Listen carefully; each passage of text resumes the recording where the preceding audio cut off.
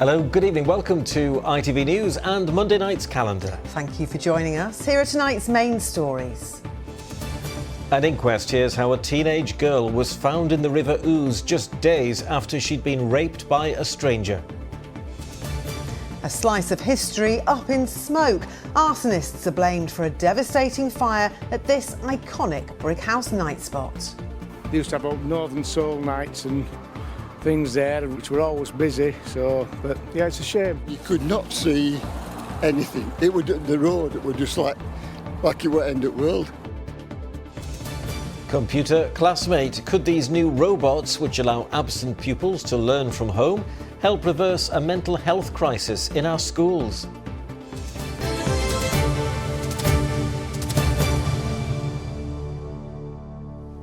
But first, an inquest has been told how a 16-year-old girl endured a succession of personal traumas before her body was found in the River Ouse in York. Leah Bedford, who was from the Acomb area of the city, reported being raped by a stranger just days earlier. Even after her death, Leah's testimony did help bring her attacker to justice. Well, Greg Eastill has been following the hearing in Northallerton and sent us this report. Painful loss of life is, of course, the daily business of our coroner's courts, but this case seems particularly tragic, not least because of the tears of trauma that Leah Bedford seems to have suffered at her young age. She lost her mother some time ago. Subsequently, the inquest heard here, her home life broke down. She turned eventually to drink and drugs, while also at one stage living from time to time in a hostel.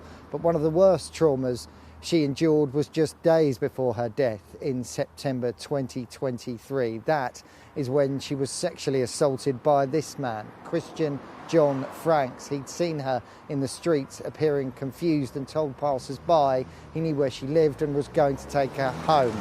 He didn't do that. He took her to another spot and raped her. Now, Leah was strong enough subsequently to report the matter to the police and recorded videotaped evidence. The case couldn't go ahead, though, because of her death.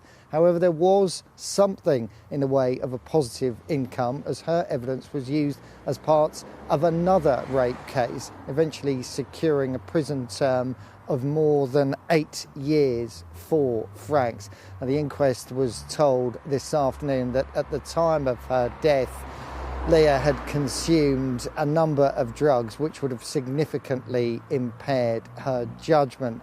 Now, Leah's family were here this afternoon, including her father, and at one stage they questioned evidence around the social care given to her, and in particular the mental health care work given to her and other work by the social services. And the family asked why they weren't informed, in particular, about what she was going through and about the sexual assault. But the inquest was told that the decision was taken that that was her specific request, not to tell the family, and that they had to respect that. The inquest here at Northallerton Coroner's Courts is continuing.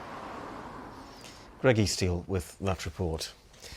In other news tonight, the ex-Premier League footballer Joey Barton has been given a 6-month suspended jail sentence for making offensive social media posts about the former Leeds and Doncaster player Lucy Ward. Barton referred to Ms Ward and fellow pundit Eni Aluko as a Fred and Rose West of football commentary. Judge Andrew Menery said the abuse was targeted, extreme and deliberately harmful. Barton's sentence was suspended for 18 months. A 74-year-old driver has died after crashing his Range Rover into a canal in West Yorkshire. Officers were called at 7:15 last night to report the vehicle had gone into the water at Hurstmill Crescent in Saltaire. Emergency services rescued a man from the car who was given medical treatment but died at the scene. Police are appealing for any witnesses or drivers with dashcam footage to get in touch. A court case is underway over a plane crash in which a footballer and a Lincolnshire pilot died. Emiliano Sala died in January 2019 when the light aircraft he was travelling in, flown by David Ibbotson from Crowle, crashed into the English Channel. Mr Ibbetson's body was never found. Mr Sala had just signed for Cardiff City.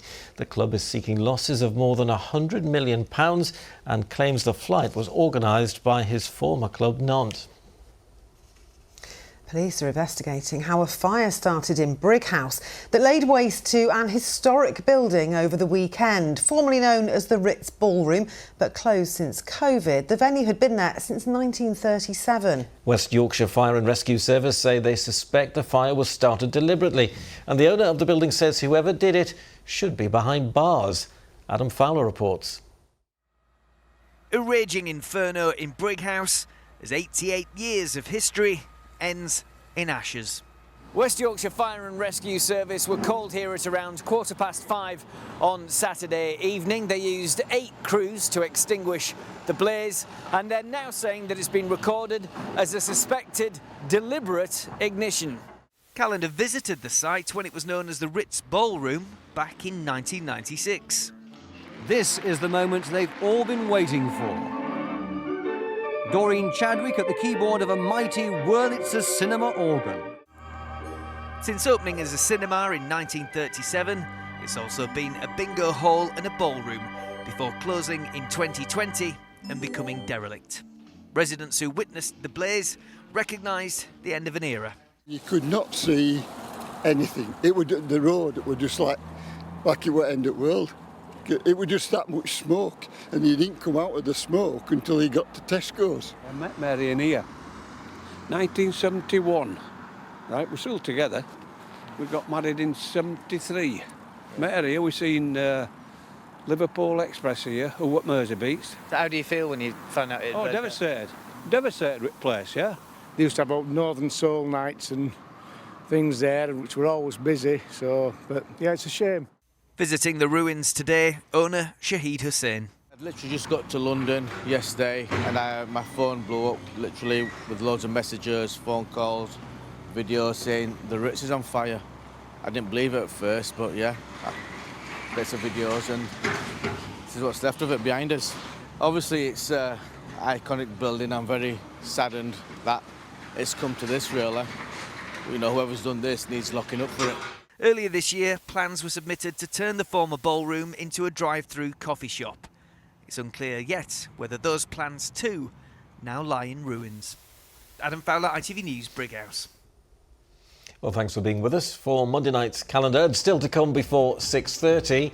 Ready, Teddy, go! Find out why hundreds of soft toys were thrown onto the rink when the Sheffield Steelers played at the weekend. Storm Bram is set to turn our weather wet and windy once again, although thankfully looks like the position of this system will keep the worst of it to our west. I'll let you know what to expect. Well, some more of the day's news now, and a man who was allegedly recruited for a house fire murder plot is terrified at the prospect of being blamed for the deaths of 4 people. That's been heard by Doncaster Crown Court today. It's alleged Sharaz Ali deliberately set fire to the house in Bradford in a revenge attack on the sister of Bryony Goworth, killing Bryony and her 3 children aged 9, 5 and 22 months, and enlisting the help of convicted arsonist Callum Sunderland. Both men are charged with 4 counts of murder and 1 of attempted murder. They deny the charges and the trial continues. Footage of careless driving recorded by motorists has been released by West Yorkshire Police as the latest part of a road safety campaign. Well, this driver was fined and given points for driving while carrying an extremely unsafe load. Another video shows a driver going the wrong way around a roundabout. More than 7,000 unsafe drivers have been dealt with through Operation Snap, thanks to evidence from the public. Now, a young woman who almost bled to death after being run over by a tractor is appealing for more people to become blood donors. Lucy Maguire from Kirby Malzard in North Yorkshire had to have her leg amputated and had scores of blood transfusions during an 18-month stay in hospital. She lost so much blood on her way to hospital that she says it's a miracle that she's alive. And there are calls for more younger people to donate to boost dwindling stocks of blood in our region. Katie Oscroft reports. Lucy knows she owes her life to people who donate their blood, and today she came to thank them.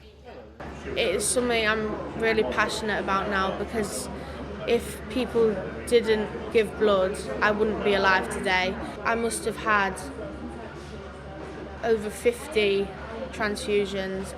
Lucy spent a month in a coma, almost a year and a half in hospital, and her right leg was amputated.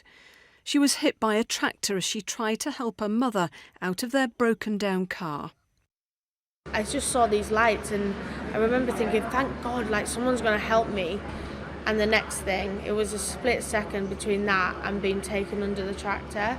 At that point, I'd sort of just accepted I'm going to die.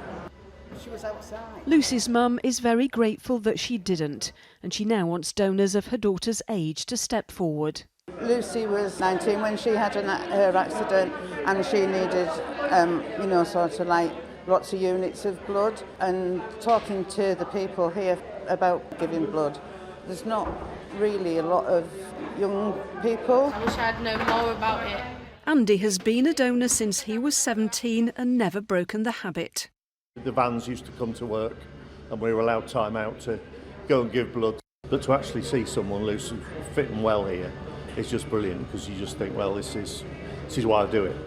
You hear stories of people who have been in these situations and bad things happen and they're in need. And it really shouldn't take something like that for you to give blood, I guess, but just make you think about that. Well, this is my 14th blood donation, and I don't think I've ever really realised the importance of it until today. Meeting Lucy makes you realise that's what it's for. But at this time of year, donors are needed more than ever. We've had some shortages recently, but we still need lots of O neg and B negative donors to come in and donate, and also new donors as well to get registered and to come in, or especially in the run up to Christmas. We do this and we take it from well donors, well people, and then you see it as in a real life situation where it's saved lives, so it's amazing. A huge thank you. I don't think I could say enough how vital it is and I'm impressed by them. The message from Lucy is give blood if you can. Katie Oscroft, ITV News. Such an important message that is as well. And Katie, that is getting yourself thrown into a story, isn't it? Absolutely, yes, that was very, very impressive. And of course, we wish Lucy all the best for the future as well. Well, next to a concerning trend in our schools. New figures show that persistent pupil absence has nearly doubled since the pandemic. And it's not just the odd sniffle. Over a quarter of all secondary school pupils are now taking time off due to mental health issues. So what is the solution? Well, a small number of schools are exploring an entirely novel approach, robot replacements. They're developed by a charity, and these little machines allow children to have a physical presence in the classroom and keep up with their learning while they manage their anxieties at home. Could technology really be the answer to this growing crisis? Well, Nick Smith can tell us more. For some children, stepping through a classroom door feels impossible. Absent pupil numbers are on the increase due to emotionally based school avoidance. But there's a solution. Through this AV1 robot, students can log on from outside school and see and hear the teacher, and even take part in the lesson. Emotionally based school avoidance is definitely something that has increased. We've seen a significant increase since COVID of students who are just finding it difficult to come into the school building. The anxiety and mental health concerns have increased, which has made it very overwhelming. So something like this, which has allowed them to re-engage slowly, has been a real benefit. What techniques do I need to use for the headline? Okay, so we've got an example here. There will be the break-in of the house in the woods. The pupil on the other end, who doesn't want to be identified, says it helps her stay connected on days when she feels too anxious to go in. Just being able to see the actual classroom through the robot, it was amazing. It's really built my confidence. I've got quite bad anxiety with the school environment, so actually being able to do lessons through it, it's really good.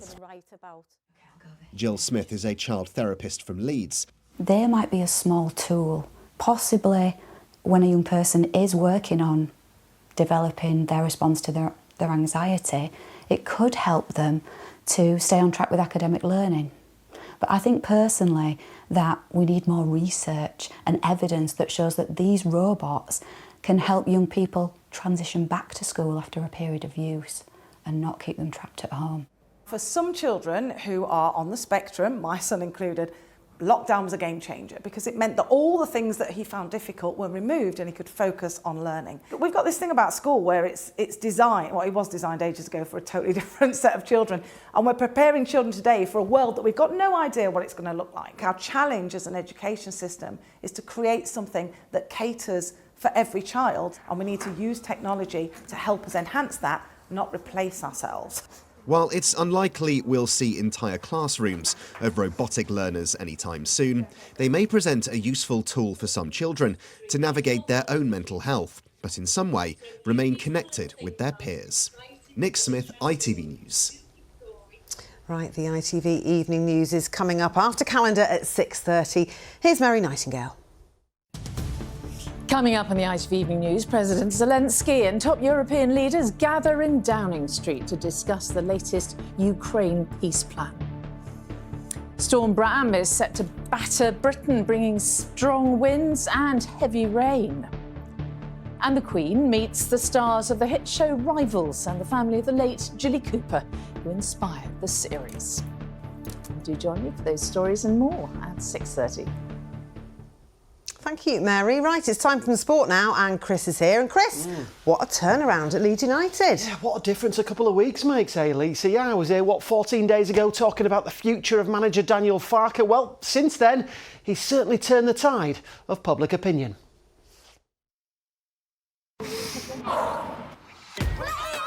Powering local sport in the community. Octopus Energy sponsors ITV Regional Sports Report.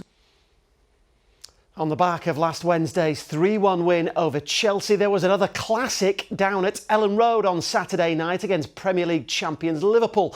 Not that you'd have thought as much at half-time. After a goalless first 45, they gave a say-die attitude and whatever is thrown at them in terms of adversity or difficulties. And now, after their nightmare start to the Championship season, it's 4 straight wins for Sheffield United, who now have their eyes on the top half of the table rather than the bottom 3. Saturday's 4-0 win over Stoke, who themselves are in the playoff spots, was probably the Blades' most impressive performance of the campaign so far. Defenders Mark McGuinness and Femi Sariki both scored their first goals for the club before Patrick Bamford marked his second start with his second goal since signing a short-term deal.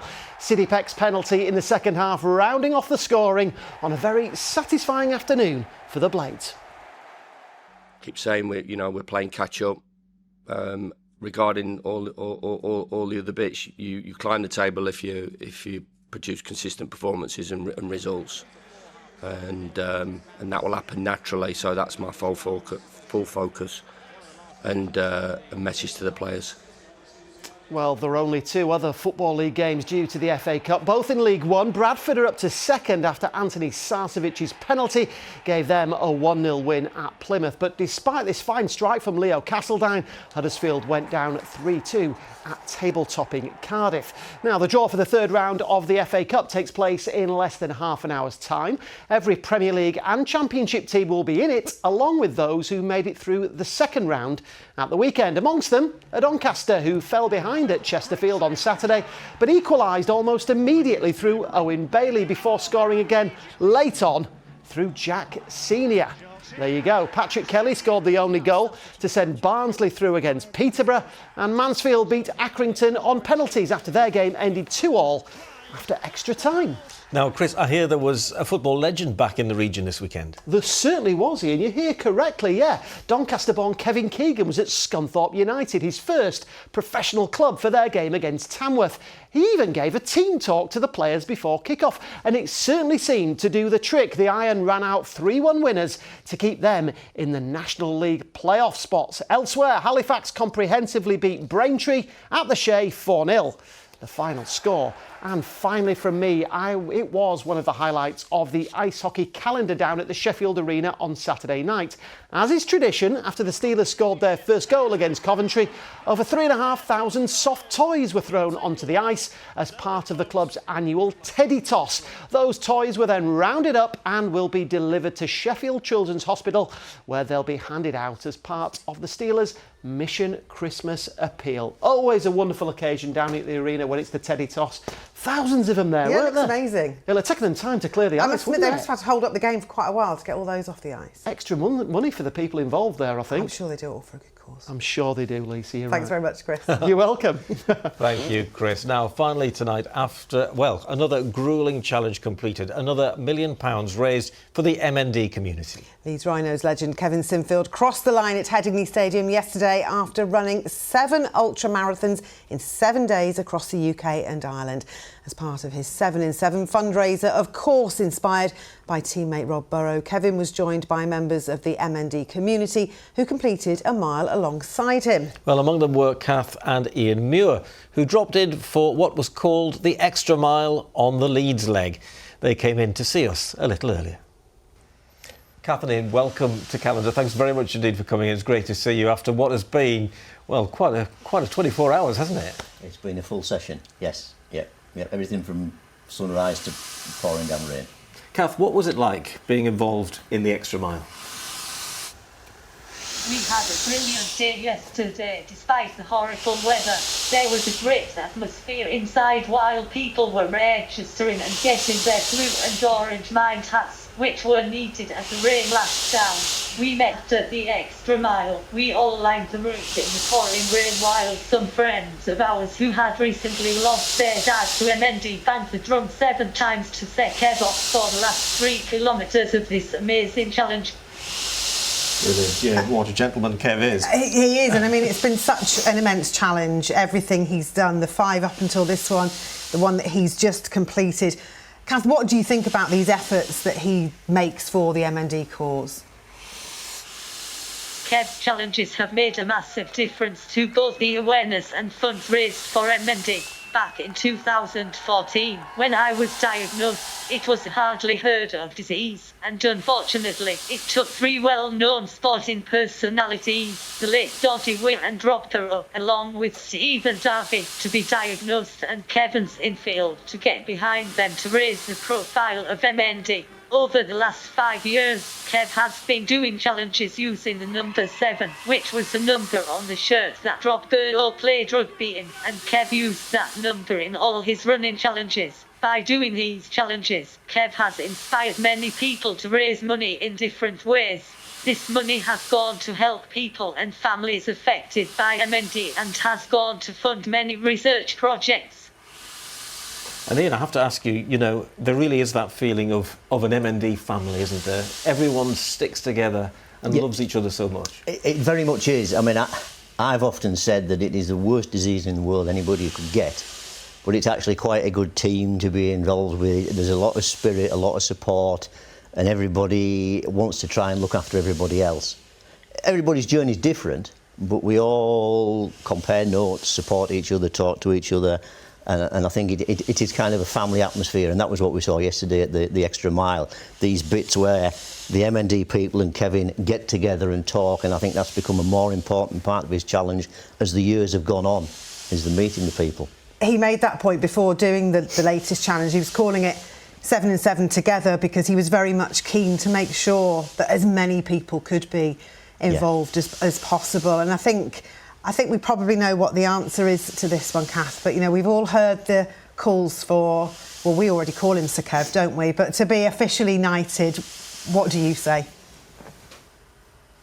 I certainly think Kevin Sinfield deserves a knighthood. He just gets on with his fundraising in his caring, quiet and unassuming way. Kev has taken MND to his heart and has touched the hearts of thousands of people in the MND community. Thank you, Kev, for making this huge difference to all of us. It really does make a huge difference. Thank you to you both for coming in, Kath and Ian. Thank you. Thanks very much. Great to meet them earlier. It was fantastic to meet them earlier. And, you know, I saw today that there's now people who say that Sir Kev isn't enough. It should be Lord Sinfield of Headingley. Good heavens. So there you go. Yeah, I'm sure he deserves it. Here's Nick Miller with the weather. Today's forecast: seafood and sugar cube towns. TUI sponsors ITV Yorkshire Weather. Hello, it's been a rare drier day today, but that's all about to change. Yet more wet and windy weather moving in, courtesy of Storm Bram. Though if you watch the movement of this area of low pressure up the western side of the UK, yes, it'll be wet and windy for us, but we're not going to see the worst of it, thankfully. That will be further to the west of us. If you're planning to cross over the Pennines tomorrow, you will encounter some worse conditions. Still fairly quiet out there at the moment, but as the rest of the night goes on, we are going to see that rain moving in. Met Office yellow warning covering parts of the Yorkshire Dales, does include Skipton and Ripon as well, 20 to 40 millimetres of rain out of this, but we're all going to see that rain and a strengthening wind and temperatures rising, so a really mild start to the day tomorrow with sunrise around about 8:10 in the morning and your sunset tomorrow now at 3:45.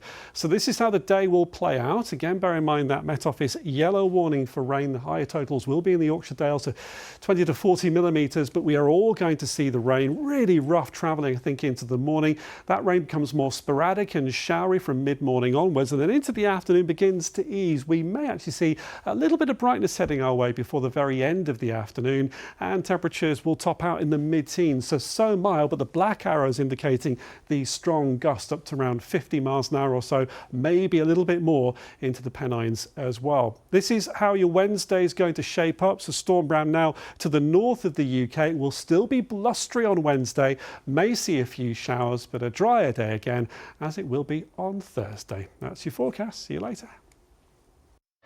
TUI sponsors ITV Yorkshire Weather. Thank you very much, Nick. I'm not sure I want to be thanking him for such a grotty forecast. Doesn't look good tomorrow. Tasty, to say the least. It does, yeah. That's it for now, though. Thanks very much for watching. We're back again, of course, with our late bulletin at 10:30. Have a good evening. Good night. Bye-bye.